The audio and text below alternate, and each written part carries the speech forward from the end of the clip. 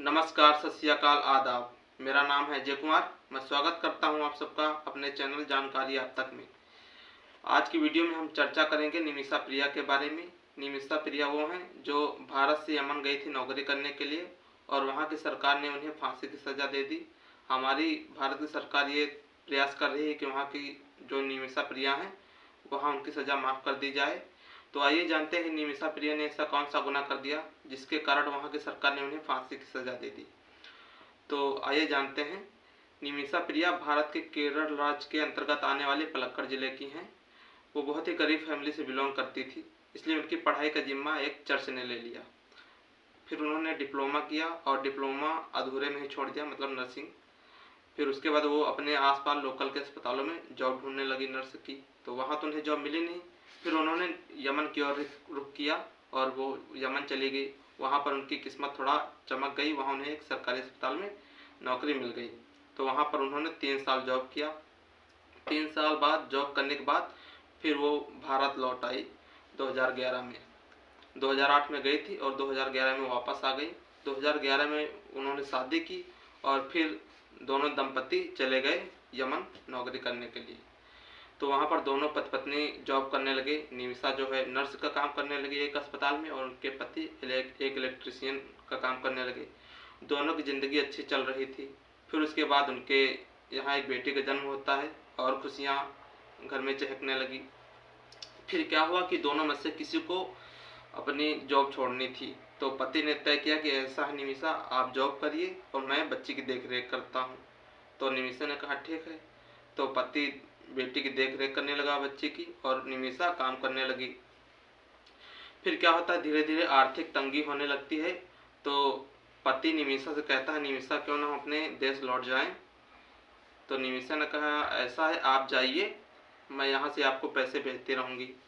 तो पति ने कहा ठीक है। पति बेटी को लेकर चला आता है भारत और निमिषा वहीं रहकर अपनी जॉब कंटिन्यू रखती हैं। निमिषा की वहाँ एक आदमी से मुलाकात होती है जिसका नाम होता है तलाल अब्दो मेहंदी। अब्दो मेहंदी एक बार निमिषा जहाँ जॉब करती है उसी क्लिनिक में मेहंदी की पत्नी की डिलीवरी होती है। तभी से मेहंदी की निमिषा से पहचान हो जाती है। तलाल अब्दो मेहंदी जो है वो एक कपड़े का व्यापारी होता है। फिर क्या हुआ, तलाल अब्दो मेहंदी ने निमिषा से कहा क्यों ना हम एक क्लिनिक खोल लें और अपना निजी क्लिनिक देखरेख में इलाज करें मरीजों का। तो पैसों की ज़रूरत थी निमिषा प्रिया की। उसने कहा चलो ठीक, थोड़ी इनकम बढ़ जाएगी। तो दोनों ने एक क्लिनिक खोला। क्लिनिक बनकर तैयार हुआ। वहाँ अच्छे खासे मरीज आने लगे, कमाई अच्छी होने लगी और मुनाफा भी अच्छा होने लगा। और तलाल अब्दो मेहंदी उसमें हेरा फेरी करने लगा। तो निमिषा ने कहा ऐसा है आप हेरा फेरी मत कीजिए, ये पैसे हम अपने क्लिनिक में लगाएंगे और इसे और बड़ा बनाएंगे ताकि और मरीज आएँ, ज़्यादा अच्छे पैसा कमाया जाए। तो तलाल अब्दो मेहंदी ने निमिषा की बात नहीं सुनी। वो हेरा फेरी करता रहा और धीरे धीरे अस्पताल गर्द की ओर जाता रहा। फिर एक समय ऐसा आया, यमन में आपसी झगड़े होने लगे और आपसी झगड़े इस कदर बढ़ गए कि उन्होंने राष्ट्रीय भवन पर कब्जा कर लिया उपद्रवियों ने। भारत सरकार ने ये ऐलान किया कि हमारे भारत देश से जितने भी यमन गए हैं वो अपने देश चले आएँ। तो निमिषा काफ़ी इन्वेस्ट कर चुकी थी क्लिनिक में, वो वापस आना नहीं चाहते थे। उसने कहा मैं अपना क्लिनिक देखूंगी। तो निमिषा ने अपना क्लिनिक की ओर ध्यान दिया। फिर जब धीरे धीरे सारे यात्री यमन से भारत आ गए तो वहाँ की सरकार ने पासपोर्ट निष्क्रिय कर दिया कि अब कोई ना कोई भारत से जा सकता है, ना कोई दूसरे देश से यमन आ सकता है, ना यमन से कोई दूसरे देश जा सकता है। अब जब ये बात मेहंदी को पता चली तो मेहंदी ने निमिषा को जो है पासपोर्ट छिपाकर अपने पास रख लिया ताकि वो उसकी गुलाम की तरह जिंदगी जिए। फिर क्या हुआ कि तलाल अब्दो मेहंदी निमिषा को और प्रताड़ित करने लगा। वो अपनी चाहता था कि वो हमारी मर्जी से काम करे निमिषा, लेकिन निमिषा ऐसा नहीं करना चाहती थी। फिर दिन ब दिन वो उसे प्रताड़ित करता रहा निमिषा को। मेहंदी ने निमिषा को इतना प्रताड़ित किया कि जो निमिषा के पति की फ़ोटो थी, शादी वाली फ़ोटो, उसने पति की चेहरे की जगह मेहंदी ने अपना चेहरा लगा दिया और ये पुलिस को ये दावा किया कि निमिषा मेरी पत्नी है। जहाँ तक बात छिड़ गई। फिर एक दिन क्या हुआ कि निमिषा ने जो है कि एक नशीला इंजेक्शन उसके मेहंदी को लगा दिया कि ये थोड़ी देर के लिए बेहोश हो जाएगा, मैं अपना पासपोर्ट खोज लूँगी और फिर अपने देश भारत चली जाऊँगी। एक इंजेक्शन लगाया तो फिर उसे कुछ हुआ नहीं, तो उसने सोचा थोड़ा और दूसरा इंजेक्शन लगा देती हूँ ताकि इसको थोड़ा बेहोश हो जाए, क्योंकि जो मेहंदी है वो मादक पदार्थ का सेवन ज़्यादा करता था, शायद इसलिए उसे इंजेक्शन का असर नहीं हुआ। तो उसने दूसरा इंजेक्शन लगाया तो थोड़ा आंखें उसकी बंद हुई। तो निमिषा ने सोचा इससे ये बेहोश हो गया, मैं अपना काम कर लेती हूँ, लेकिन उसकी मृत्यु हो जाती है मेहंदी की।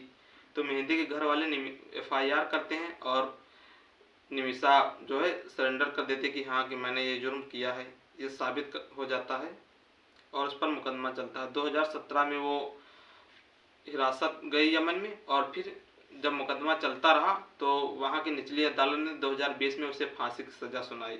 ये सुनकर निमिषा तो बहुत घबरा गई कि अब मैं यहाँ पर मुझे फांसी की सज़ा हो गई है, और ये जानकारी जब उसके घर वालों को पता चली निमिषा की तो वो भी घबरा गए। तो निमिषा ने क्या हुआ कि सुप्रीम कोर्ट में उसने अर्जी लगाई। तो फिर सुप्रीम कोर्ट में 3 साल मुकदमा चला। 2023 में सुप्रीम कोर्ट में भी मुकदमा खारिज हो गया कि अब तुम्हें फांसी ही होगी। एक ऑप्शन और निमिषा को मिला था ब्लड मनी का। ब्लड मनी शरिया कानून के अंतर्गत आता है। यदि किसी व्यक्ति के हाथों अनजाने में जान चली जाए तो ब्लड मनी के जरिए वो उसके घर वालों से क्षमा मांग सकता है। ब्लड मनी वह है अगर जिसके हाथों से जान गई है और जिसकी जान गई है उसके घर वालों से वो अगर माफ़ी मांग ले, तो अगर घर वाले उससे कोई मुआवजा मांग लेते हैं तो अगर वो मुआवजा अदा कर दे तो उसके जो अपराध हैं उससे क्षमा कर दिया जाता है। तो ये ऑप्शन भी मिला था निमिषा को, लेकिन उतनी फंडिंग जमा नहीं हो पाई थी। तब उसके पति ने एक निमिषा सेव फंडिंग एक लॉन्च किया था। उसमें अपनी कहानी बताई कि ऐसी ऐसी बात है। लोग समझ रहे थे एक झूठी कहानी अफवाह है, तो उन्होंने इस पर लोगों ने विश्वास नहीं किया। तब ऐसा इंतजाम हो नहीं पाया। फिर उसके बाद क्या हुआ कि निमिषा ने राष्ट्रीय पद के यहाँ अर्जी लगाई कि मैं ऐसी बात है, उसने ऐसे मुझे प्रताड़ित किया। तो वहाँ के राष्ट्रीय पद ने दिसंबर में 2024 में खारिज कर दिया कि नहीं, अब तुम्हें फांसी होगी ही होगी। जब ये जानकारी भारत के विदेश मंत्रालय को मिली तो उसने सरकार को बताया। तो हमारी भारत सरकार ये प्रयास कर रही है कि निमिषा के साथ इंसाफ हो, वो अपने देश वापस आए, उसकी सज़ा माफ़ की जाए। और वहाँ की सरकार ने 31 जनवरी 2025 को निमिषा को फांसी देने तय किया है। अब हमारी भारत सरकार पूरा प्रयास कर रही है कि उसे माफ़ कर दिया जाए, और हो सकता है ब्लड मनी का जो वो विकल्प है फिर से दोहराया जाए। और मेरी भी दुआ यही है कि निमिषा के साथ इंसाफ हो, वो अपने घर वापस आए, अपने बच्चे के पास, अपने घर वालों के पास। तो ये वीडियो बनाकर किसी को दुख पहुंचाना नहीं था, बस आप लोगों को जागृत करना था। तो अगर जानकारी अच्छी लगी हो तो वीडियो को लाइक कीजिए, चैनल को सब्सक्राइब कीजिए। मिलते हैं ऐसे ही किसी अच्छे से वीडियो में। तब तक के लिए धन्यवाद। जय हिंद, जय भारत।